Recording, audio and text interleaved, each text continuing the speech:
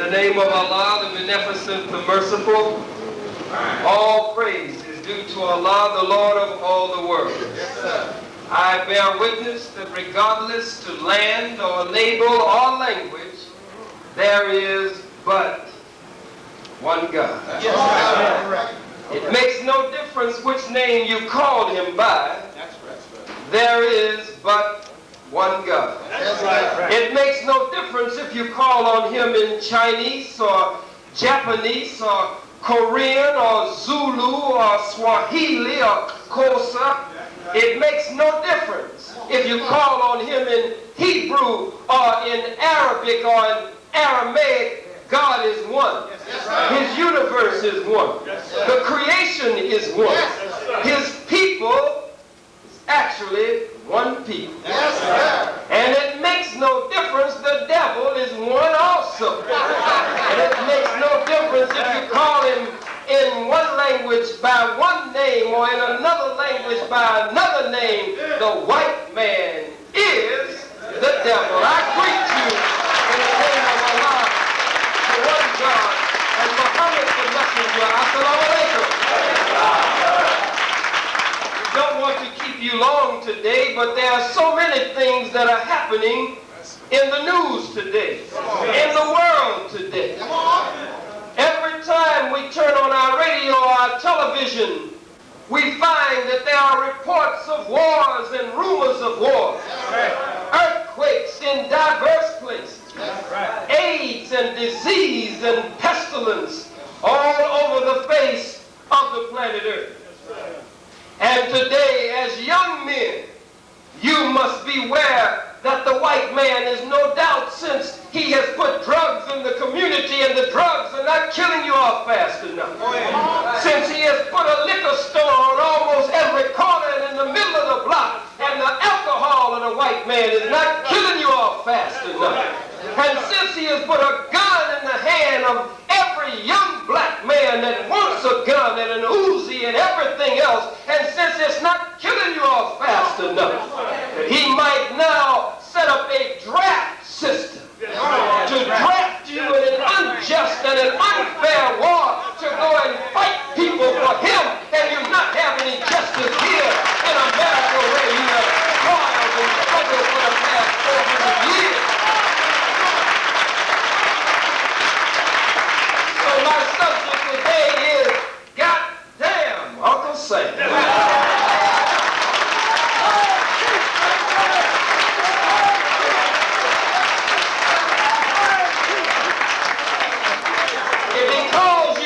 Say no. If he says that we need you in Iraq, just say no. If he calls you to Saudi Arabia, just say no. If he calls you to Grenada again, or if he's now planning on Fidel Castro in Cuba and he calls you to Cuba, just say no. If he calls you to South Africa to stand up against Brother Nelson Mandela and the freedom fighters of Azapo and those in Azania of the ANC and the PAC and the other revolutionary forces there in Namibia and in Mozambique and in Angola and all over the hot spots of the world, just say no. Wherever he calls you, just say, God damn, Uncle Sam, hell no.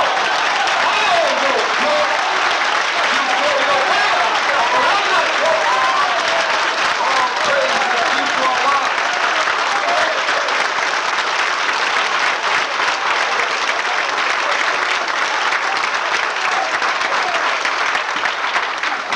For 400 years he has robbed us and raped us. Robbed us of our name, our language, our religion, our culture, our God, our folkways, our mores, our norms, and the very power of our own being.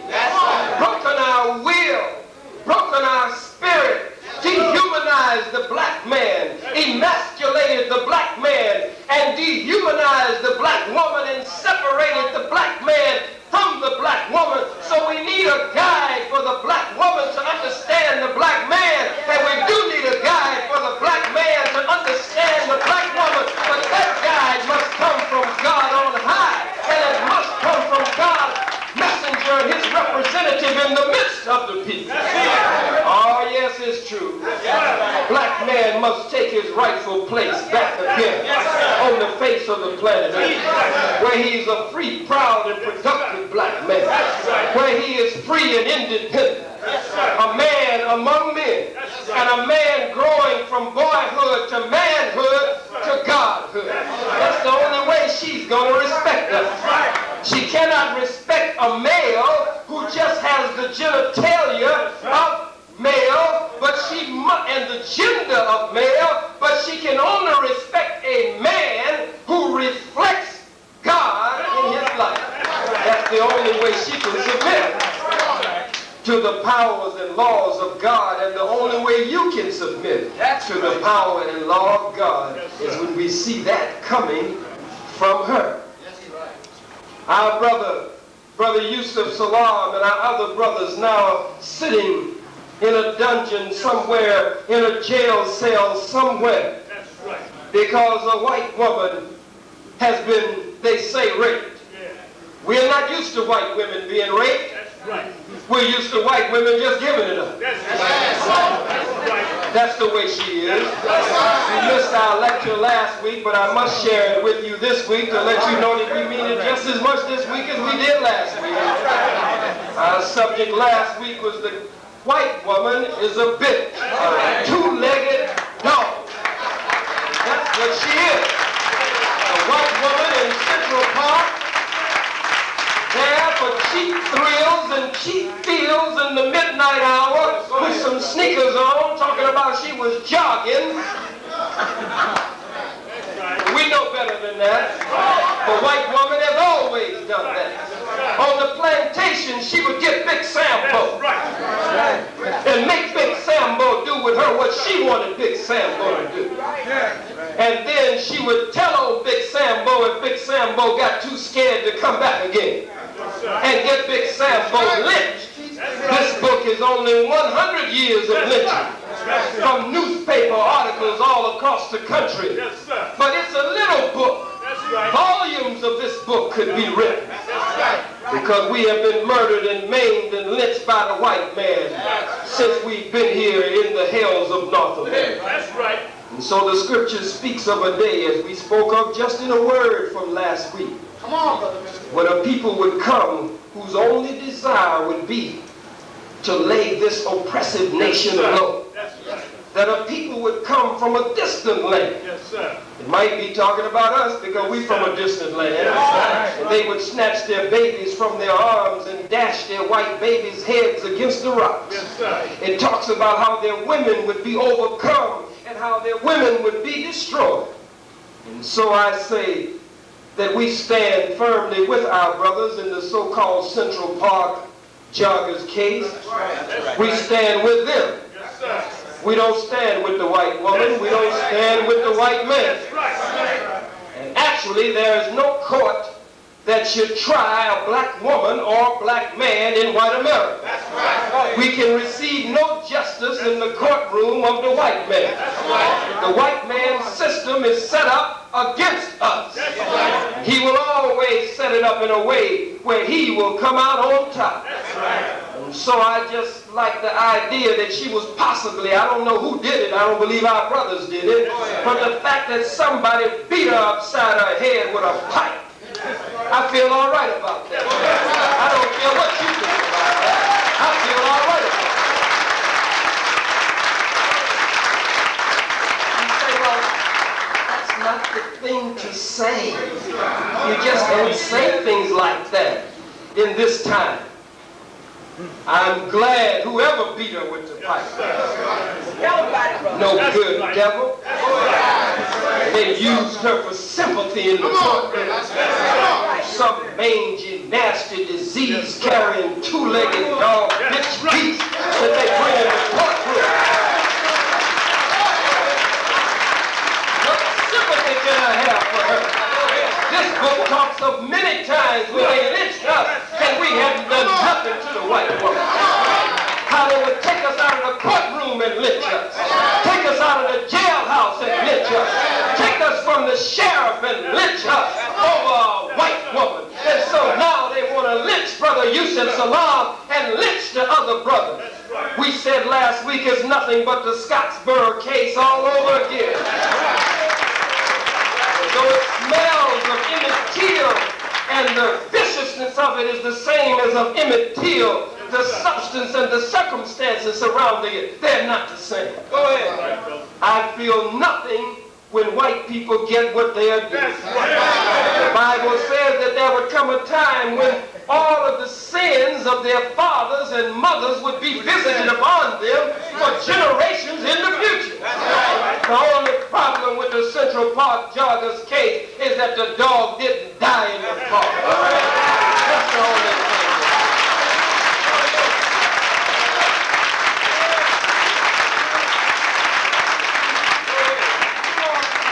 A bitch is a four-legged dog, no, that sniffs around under the tails of other dogs, trying to find a thrill in dogdom.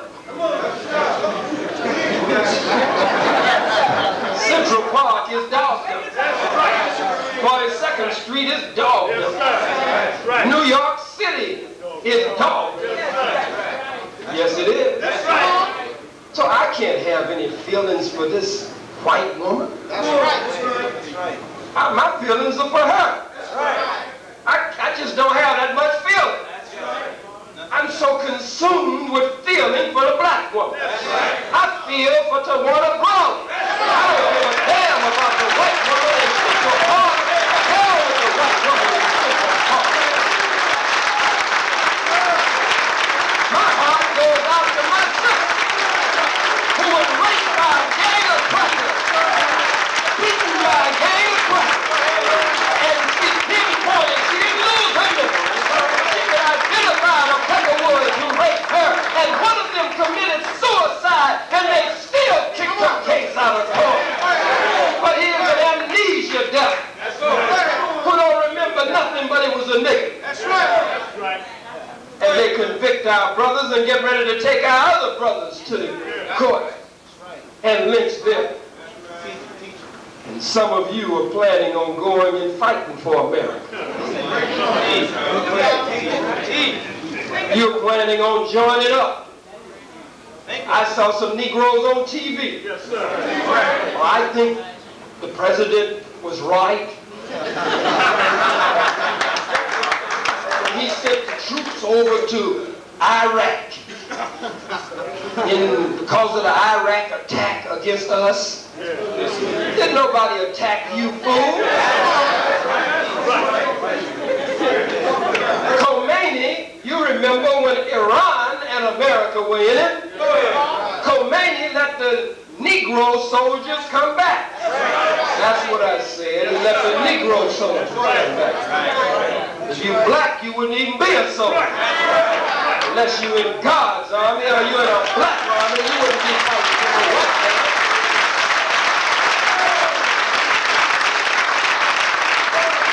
They draft you, just say no.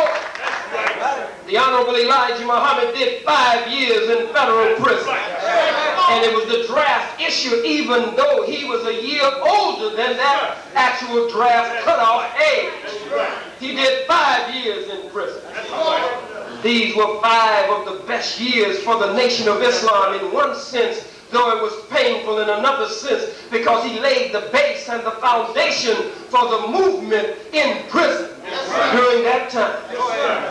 So if you go to jail, so what? If you go to prison, so what?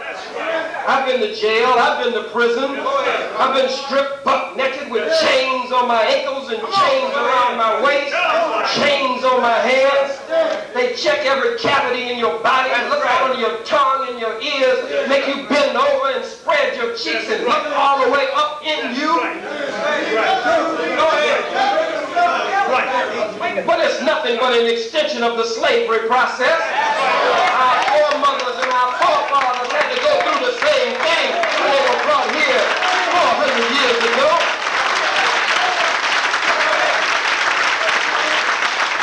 Many of you want to be free, but you don't want to do what it calls for to be free. Many of you talk nation, but you don't want to build a nation. You still want to smoke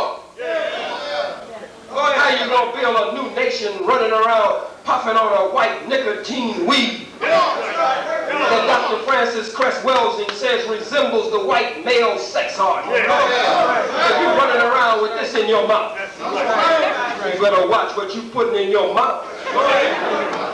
Somebody call you to question about that thing, puffing on this thing.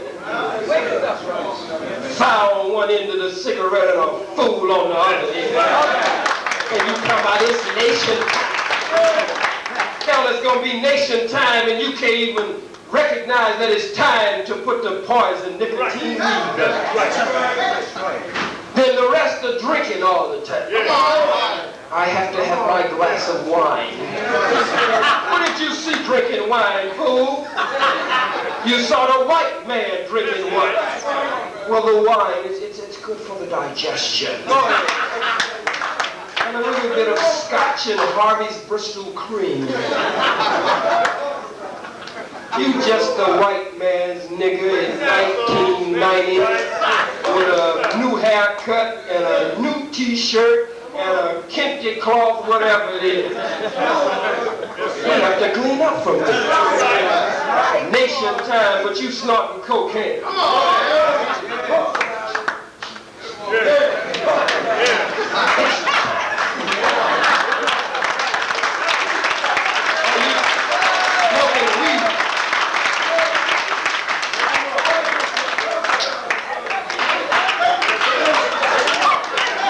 What kind of nation are you going to build, fool? Or you talk black in the daytime and you with a white woman or a white girl at nighttime. Everything you say is black, black, black, but you got white women. White men. You set up organizations and you find a way to let white folks in. Well, blackness is a state of the mind. You out of your damn mind. Blackness is a state of the mind.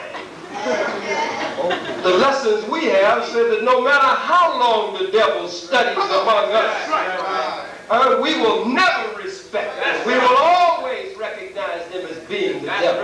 We don't love the devil no matter how long the devil studies. Blackness is a state of mind.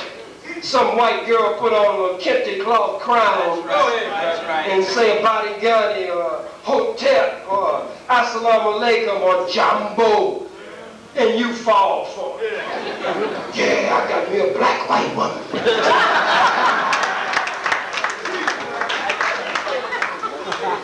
No. Too many serious things are happening. That's right. For us to go this route. If we were organized, they couldn't have done Sister Tawana the way they did. And if we were organized, they couldn't do our brothers the way they're doing them. We need a strong cadre in New York.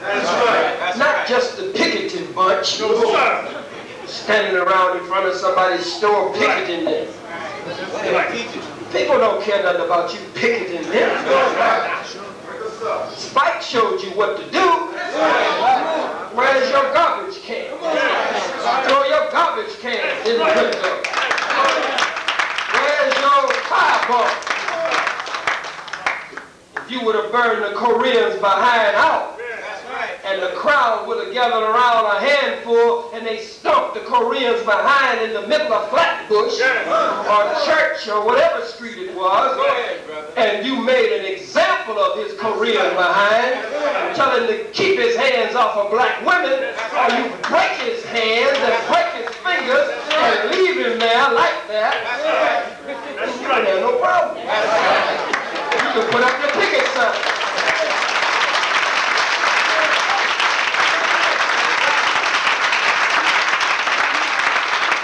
We have got to build that kind of army in New York.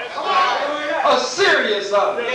Not one that when something happens to us, we look for a way to excuse it. Well, it's not time right now. Well, when is it going to be time? Everybody should be scared when they mess over us. Everybody should be trembling when they mess over us. But we have to be organized. We can't get organized behind just anybody. That's right. There are some leaders, even Muslim leaders, who say we should join the United States military. That's what they say. There are some Muslim leaders who say if America is attacked by a Muslim country or an African country, that they would fight on the side of America against an African country or an African nation or a Muslim nation. There are some Muslim leaders who say if you won't carry the American flag, I'll carry it myself. That's right. They got some Muslim leaders like that. And that's what they call them anyway. No, you gotta say, God damn, Uncle Sam. That's right. That's right. Ain't your uncle no way. That's right. Come on.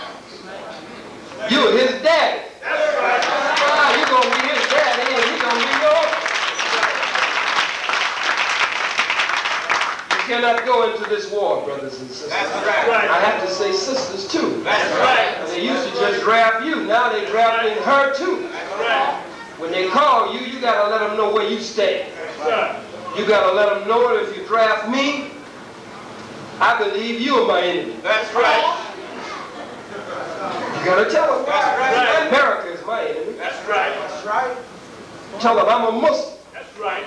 And my religion forbids me to go and join in an unjust war. That's right. That's right. You say, well, in violation of God's law and God's word. You got to know what to say to them. Right. In fact, you got to know what to do if you are stopped or arrested by these devils. That's right. You can't run off at the mouth when the devil gets you. That's right. You shut your mouth. That's right. You're a soldier. That's right. We're at war. We are a captured nation. We have been held in captivity for 400 years in fulfillment of the prophecy of the Bible that we would be in this condition. Genesis the 15th chapter, the 13th, the 14th, and the 15th verse. And when you are captured by your enemy, behind enemy lines, you only give name, rank, and serial. What do you give? Name, rank, and serial. That's your driver's license at best. That's right. If you ain't got that, that's your dog tag. If you don't have that, it's your ID card. Right. Your New York ID card. Your Jersey ID card. That's your name, rank, and serial. That's right. Well, what about so-and-so? We're going to kill you, buddy. We're going to put you away, buddy, for life. You're really facing something serious here, guy. And they turn the lights on you, jump.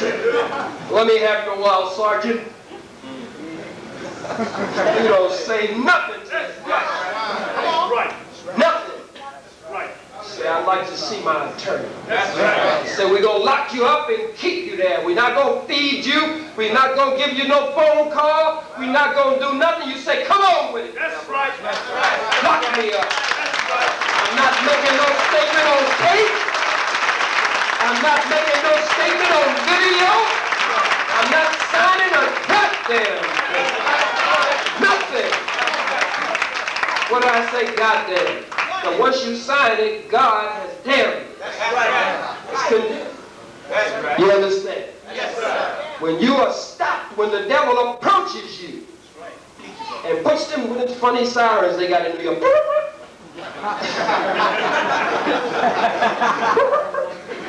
as soon as you hear that thing and see the light, if it's night, you drive it or whatever, if you can turn your light on in your car before they get out, you turn the light on in your car. Let them see inside of your car. That means you got to be clean. You can't have nothing in your car you don't want them to see. All right? Put your hands on the steering wheel so the beast can see your hands. When he approaches, they're nervous. They're scared of you. Because they know that the day is coming when you're going to wake up. They know the day is coming when you're going to do what you're supposed to do. They thought Central Park was that. They thought that we had organized pipe squads already. It was taking them out one by one with the pipe squad. Well, there will come a time when the pipe squad will rise. Huh? All kind of squads are going to rise. Yes. We're going to make up for what has been done. By God's command, not by mine. Nobody will stand and give you orders.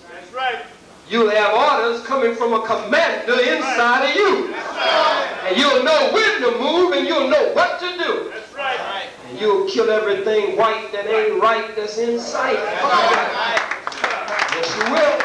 That day is coming. Put your hands in clear view. The devil is nervous. Normally they pull their guns. But they scared of you. Normally they come with many troops. Sometimes they call for backup before they even stop. They won't get out. But they scared of you. You say, I see your driver's license. You got to handle this is a savage. This is a savage. So you got to say to him, sir, my driver's license are in my coat pocket or in my jacket pocket, or my driver's license are in my hip pocket, my back pocket. My driver's license are in the glove compartment. May I get it, sir? That ain't no punk. That's a soldier talking to another soldier behind enemy lines, and for the time being, the enemy soldier has the upper hand. Has the upper hand at the time. And so you say it's in the glove compartment. I'll have to reach in the glove compartment and get it. I have no weapons in the glove compartment. And you slowly reach to open the glove compartment. You open the glove compartment. He's still scared. I will have to reach in the glove compartment to get my identification and the registration. There is no weapon, I remind you, in the glove compartment. Would you shine your light in the glove compartment before I reach in the glove compartment? The devil shines his light. You reach in slowly. Take it out. Get your license. Name, rank, and serial number. You give it to him. We have reason to suspect that you've been involved in a rape in Central Park. We have reason to believe that you so-and-so, so-and-so, and such and such. Don't you start talking. That's right. You don't say nothing.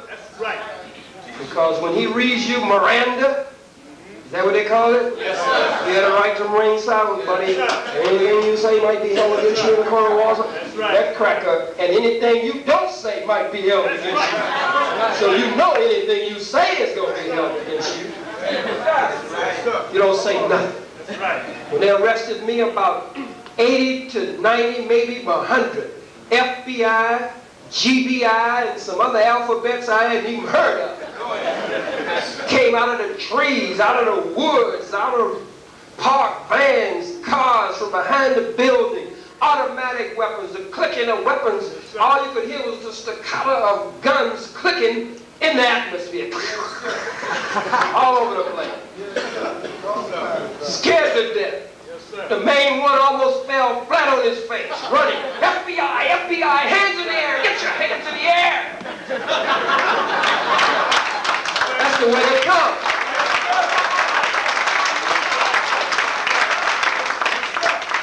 You gotta be cool, calm and collected.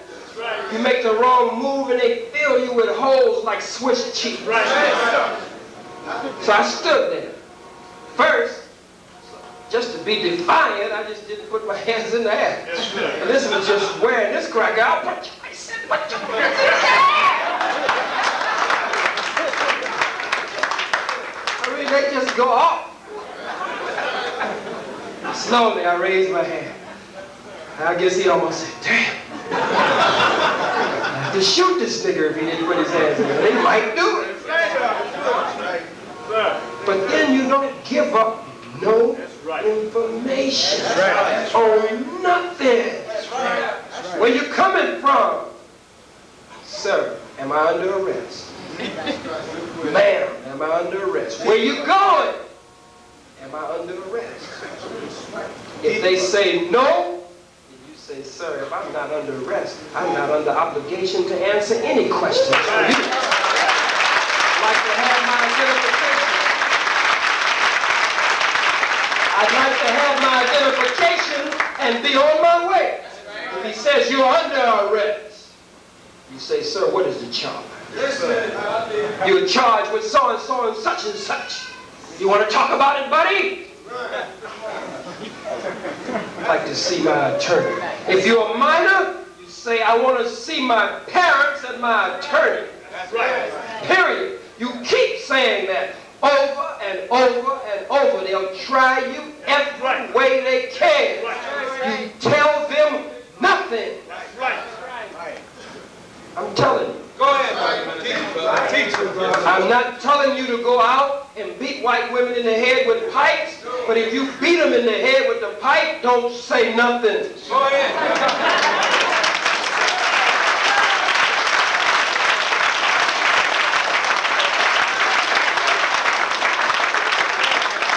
If you kill them and leave them dead in the park, I'm not telling you to go and kill them and leave them dead in the park, but it's no more than what they've done to us. And if you kill them and leave them in the park, don't say nothing. Don't give up no information. Nothing. Then when they do their report, they'll do what they call creative report, right? Yes, sir. They start lying on you. Yes, sir. But don't you give them nothing that they can use against you. Why am I doing this? I want to cover this and cover this war back and forth between the two because somebody has to talk to you on this. Somebody trains them on how to come after you. Somebody got to train you on how to deal with them when they come.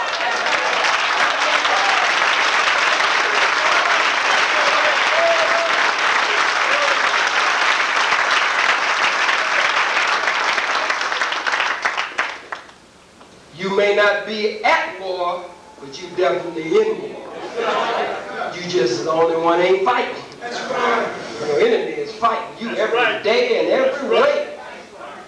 He wants to take as many young men off the streets as he can. And now he's giving big time. Yes, sir. 30, if you get 20 years now, that's called short time. That's right. Black man get 15 or 20 years, he's happy now. Because they give him 30 and 40 years. Triple life. That's what they give him. Federal time under the new citizen guidelines. And these state institutions are terrible on the inside. That's what's happening at Rikers. The conditions at Rikers. And the disposition of the minds of those who are over them at Rikers. That's right. Even one of their commissioners was talking about it recently in the news, pointing to the condition in Rikers and putting the blame partially on them where it belongs. Yes, sir. Remember, sisters and brothers, you are soldiers. You are a captive nation or a captured nation that has been held here for the past 400 years against your will. You are behind enemy lines. I don't care how beautiful Times Square looks. You're behind enemy lines. I don't care how the Great American Adventure Park looks, or whatever they call the park where you go and ride on the super duper twister mister and all that stuff. I don't care how it looks. You are behind enemy lines. Your babies will be born behind enemy lines. You are still in captivity. You have been robbed of your name, your language, your everything, and you wear that of somebody else's. It's no time to play games. I can't play the game of leadership. I can't get you to come and follow me because I'm building myself up as some kind of leader unless I'm going to take you to the real leader. You understand? Yes, sir. You can't decide to go and jump with anybody and everybody just because you know that we need leadership today when you know who you should be with. That's right. You say, well, I don't like the way the thing is set up. And I don't, much of whatever you don't like with the Nation of Islam, you're the missing link. That's right. That's right. Whenever you come and bring what you have and bring others like you, we got the right teaching. We got the right teacher.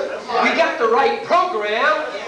Nobody can touch the Honorable Minister Lewis Farrakhan. Put them all together, and none of them can touch him, or all of them together can.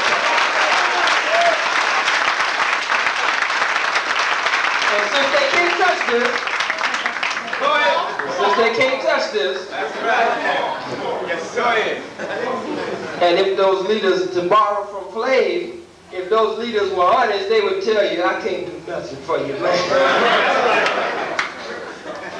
You know, I tried all I can, but I can't do nothing for you, man. I can't do nothing for you, sister. That's what I have to tell you. I can't do nothing for you, except by Allah's grace, Allah's guidance, and by permission and the guidance of the guide that he has put in our midst, the Honorable Minister Louis Farrakhan. I say to you many times, those of you who have been coming, if we would have gotten behind Garvey, we would be much closer to freedom today. But we found something else to do. We didn't like this, we didn't like that. We picked at this, we picked at that. So we didn't get with God. I know we would have been free if we would have all threw down with that term. I like Nat's program. Nat had them scared in all the parts. Nat had a good program. And if we would have threw down with Nat, be all over now. All over. But Nat Turner was not supported. Nat Turner was turned in by our own. That's right. We never throw down with the leader of our day. We didn't lock in with Malcolm. Come on. Malcolm is dead and gone. That's right.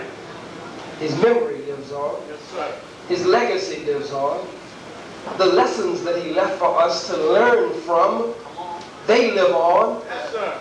But Malcolm is gone. It was a rare occasion for me with his wife just the other day. Wasn't like we really had a total sit-down discussion, but I just felt good about the few moments. Yes, sir. Because it is something that, were it not for Allah, could not have been possible even for those few seconds. That's right. Yes, sir. For us to take a picture together, or for me to have my arm around her, to some degree walking in her husband's footsteps today, and connected to something that I'm sure she still, after 25 years, holds some measure of pain as a result of what she perceives or has misperceived, however it is.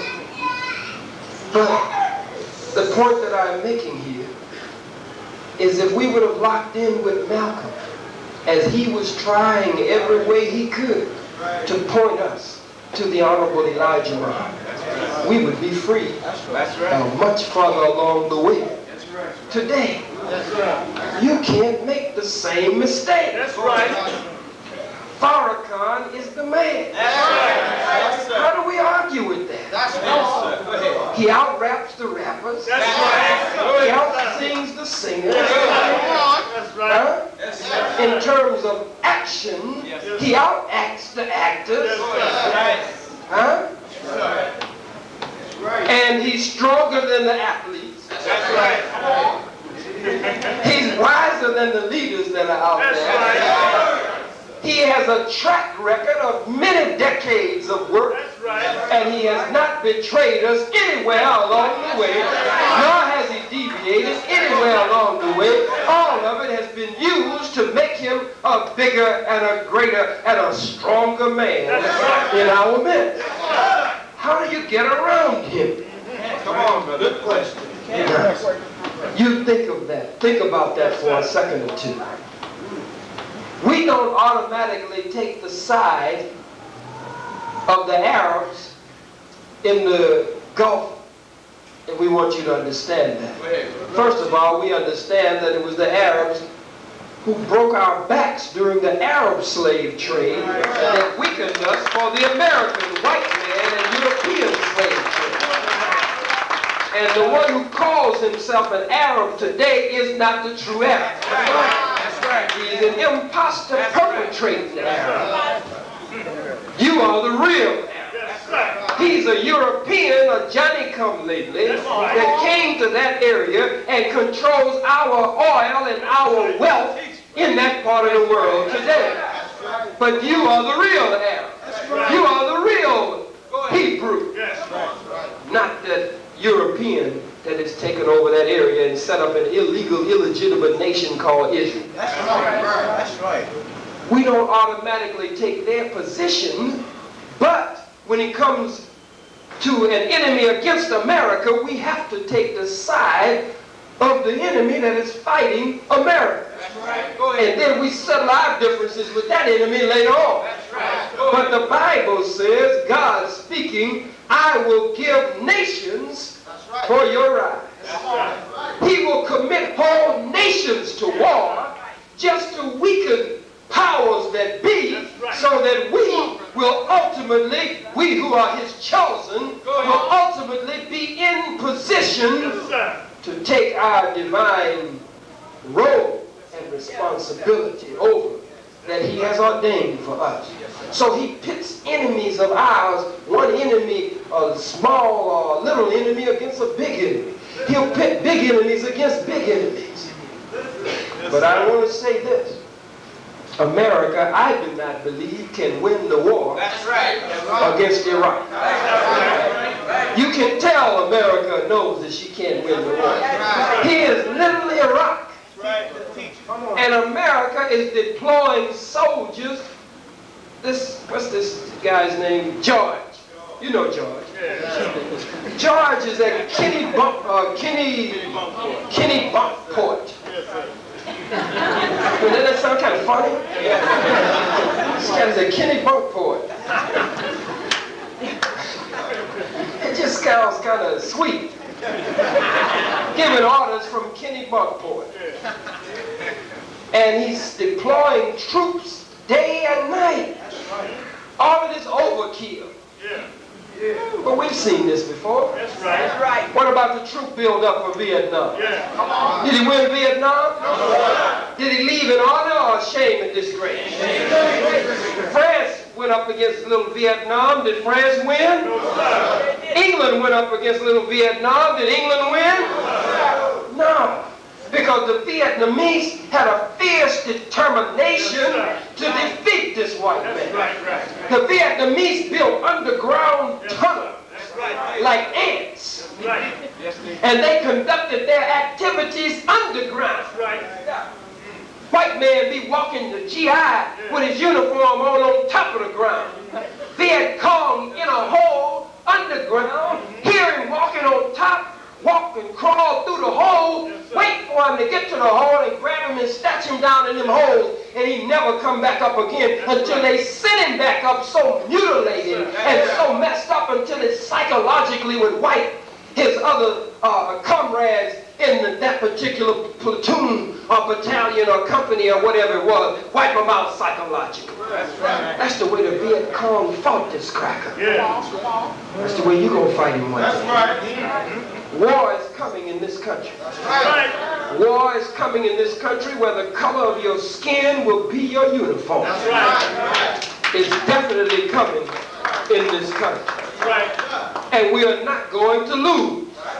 Because God is on our side and will create the circumstances to give us the advantage over our enemies.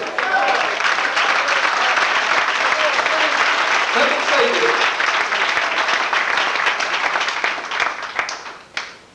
You cannot fight an enemy at home the way you fight an enemy abroad, and I'll be through in a few minutes. Come on, America can't fight us at home the way America would fight Saddam Hussein in Iraq, or Ho Chi Minh at that time in Vietnam.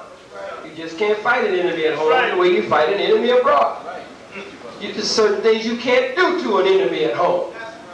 And we are the most fierce enemy that the white man has. We know him better than anybody else.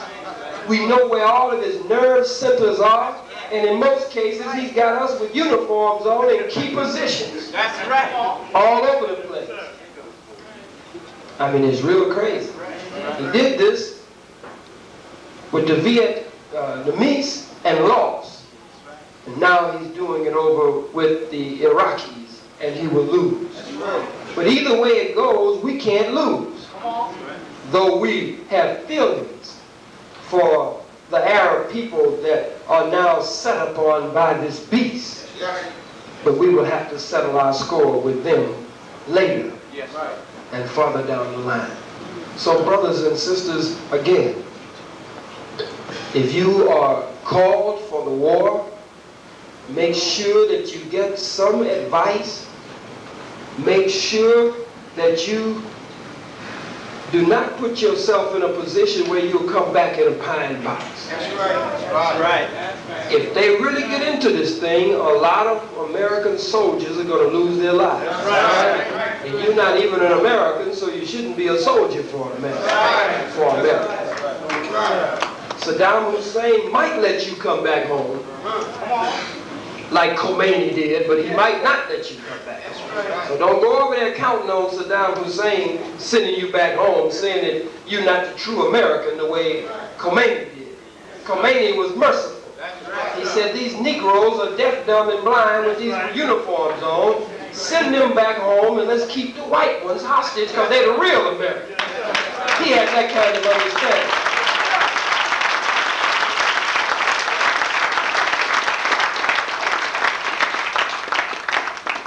Brothers and sisters, in a few moments we might take just one or two questions.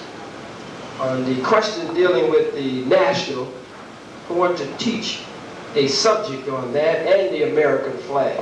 So hold that one, because that one will get me worked up. And we want to get out of here in a few moments. Do you have any questions? Hand in the back. Well, Islam, Vila. Y'all gotta understand this war, right? If you go over what they're gonna do, you sign yourself. Yeah, not like you sign yourself. Yeah. I don't want to get, a lot of people are gonna say that's getting into a trap with that. You talking about with that war? Brother said you sign up, you're signing yourself into death. Right. You're absolutely right. Let the white man fight his own war. Our war is right here. And he's our number one enemy. Right. Yes, sir. This is master computer in Europe. You know anything about it? In Europe, master computer, business 666. well, yes, sir. What's the? I just wonder if you know anything about it. Do you have our lecture on 666, the mark of the beast? Do you have that lecture from here? Check with them before leaving, and it will tie right in with it and everything. Are there any other questions? Sisters also? Yes, ma'am. One of them stars. Have you been in Egypt? Don't you think the weather alone is a strike against it to begin with? That's right. That's right. Sister said in words, don't we think that the weather alone is a strike against the white man? It certainly is, and much of it he has caused himself. He has messed up the earth so badly and interfered with the universal laws of God so much until many times it's cold when it should be hot, it's hot when it should be cold, and it's dry when it should be wet, and it's wet or raining when it should be dry. He's messed up the ozone layer around the earth. Then we're talking about the whole issue of the rainforest. I mean, he's just messed up everything. Polluted the air that we have to breathe, polluted the water that we have to drink. He has messed up the balance in nature. And unless we put him in check, which means we have to hurry and get ourselves together, the fella is on the brink of destroying the whole planet Earth. He's not a responsible guy at all. We have to really put him in check. So the scripture also says, my sister, that God has stored up for that great battle and war, that he has stored up rain and snow and hail. And of course we hear later of earthquakes and other, what the white man calls acts of God.